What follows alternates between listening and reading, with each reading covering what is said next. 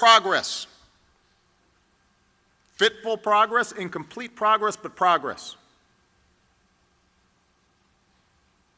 And that progress wasn't achieved by just a handful of famous leaders making speeches.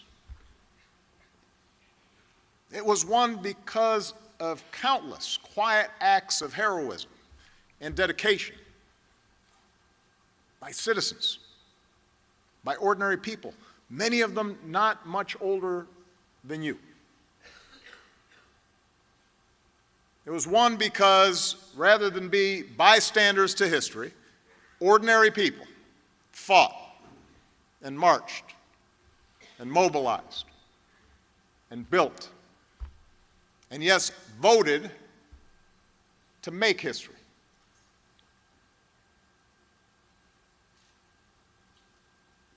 Of course, there's always been another, darker aspect to America's story. Progress doesn't just move in a straight line. There's a reason why progress hasn't been easy, and why throughout our history, every 2 steps forward seems to sometimes produce 1 step back. Each time we painstakingly pull ourselves closer to our founding ideals, that all of us are created equal, endowed by our Creator with certain inalienable rights. The ideals that say every child should have opportunity, and every man and woman in this country who's willing to work hard should be able to find a job and support a family and pursue their small piece of the American dream. Our ideals that say we have a collective responsibility to care for the sick and the infirm, and we have a responsibility to conserve the amazing bounty, the natural resources of this country and of this planet for future generations. Each time we've gotten closer to those ideals, somebody somewhere has pushed back. The status quo pushes back. Sometimes the backlash comes from people who are genuinely, if wrongly, fearful of change. More often it's manufactured by the powerful and the privileged who want to keep us divided and keep us angry and keep us cynical because that helps them maintain the status quo and keep their power and keep their privilege. And you happen to be coming of age during one of those moments. It did not start with Donald Trump. He is a symptom, not the cause.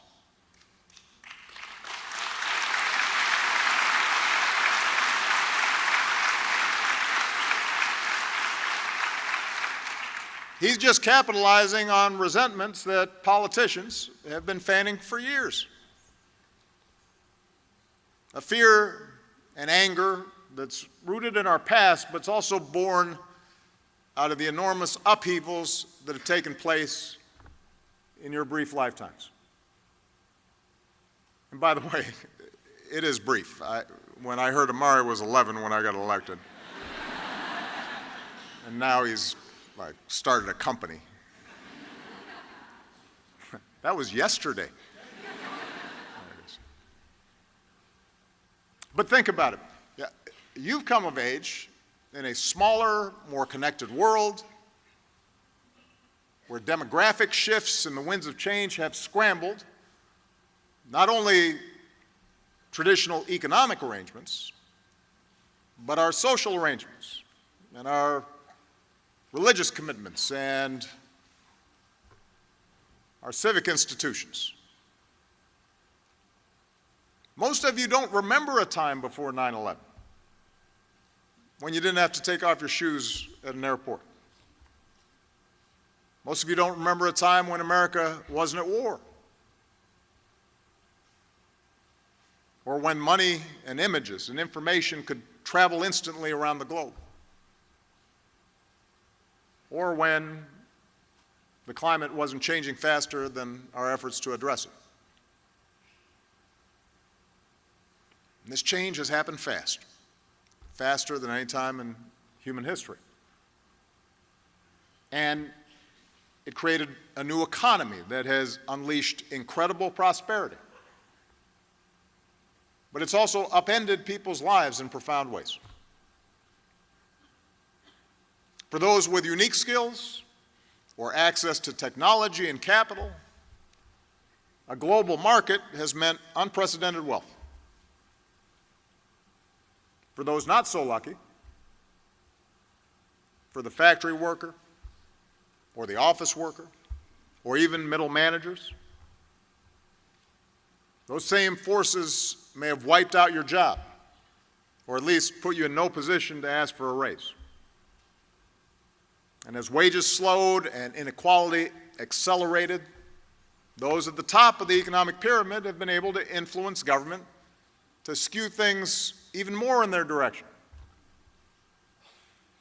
Cutting taxes on the wealthiest Americans, unwinding regulations and weakening worker protections, shrinking the safety net.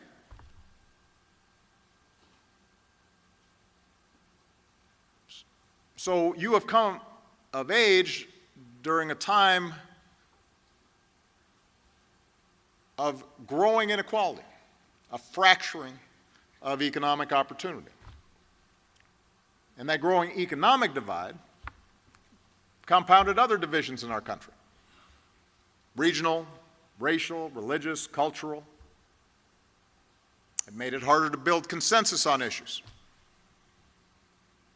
It made politicians less willing to compromise, which increased gridlock, which made people even more cynical about politics. And then the reckless behavior of financial elites triggered a massive financial crisis 10 years ago this week. A crisis that resulted in the worst recession in any of our lifetimes and caused years of hardship for the American people. For many of your parents, for many of your families. Most of you weren't old enough to fully focus on what was going on at the time. But when I came into office in 2009, we were losing 800,000 jobs a month. 800,000. Millions of people were losing their homes. Many were worried we were entering into a second Great Depression. So we worked hard to end that crisis, but also to break some of these longer-term trends. And the actions we took during that crisis returned the economy to healthy growth and initiated the longest streak of job creation on record. And we covered another 20 million Americans with health insurance, and we cut our deficits by more than half, partly by making sure that people like me, who've been given such amazing opportunities by this country, pay our fair share of taxes to help folks coming up behind them.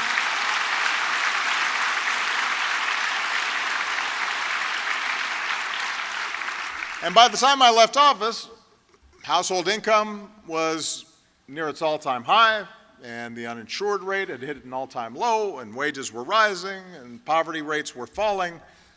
I mention all this just so when you hear how great the economy is doing right now, let's just remember when this recovery started.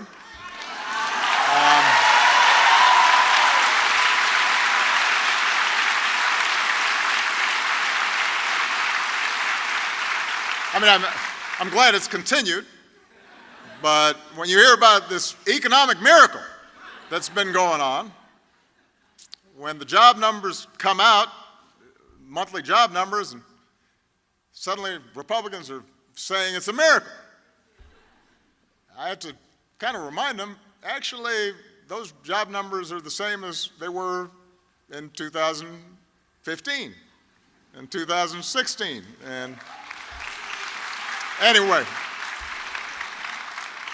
I digress.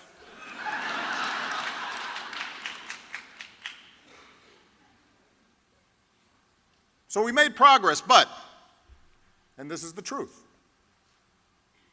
my administration couldn't reverse 40-year trends in only 8 years, especially once Republicans took over the House of Representatives in 2010 and decided to block everything we did, even things they used to support. So we pulled the economy out of crisis, but to this day, too many people who once felt solidly middle class still feel very real and very personal economic insecurity.